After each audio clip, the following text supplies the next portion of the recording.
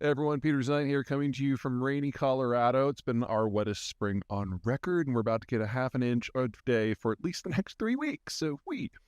Anyway, last Friday, and then over the weekend, we had a lot of interesting statements out of specifically Secretary of State Anthony Blinken.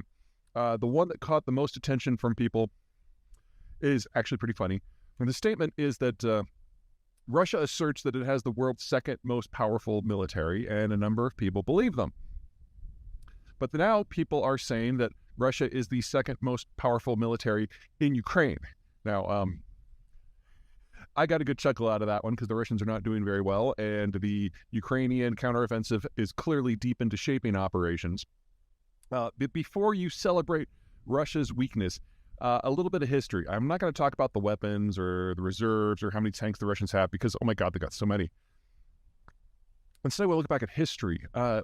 Russia has never been a capital-intensive power. It has always relied upon numbers to fight its war and for the weather to do a lot of the heavy lifting and for distance to inhibit the ability of its foes to function in its territory.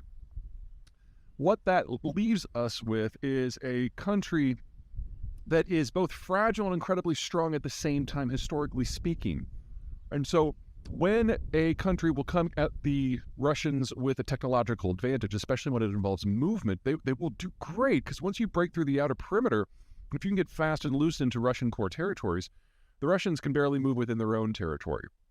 So whether it's the British at the Crimean War, or the French in early 1800s, or the Poles during the time of troubles, or the Japanese in 1905, it doesn't really matter what era of history you're looking at. You can find easily a major war where the Russians were absolutely crushed. But it's one thing to defeat Russia's armed formations, and it's quite another to eliminate Russia as a threat in the long term. One just requires hitting their troop concentrations and their logistics packages. The second requires root and branch ripping up much of the industrial level infrastructure and the entirety of the governing structure over a swath of territory that is the world's largest national landmass.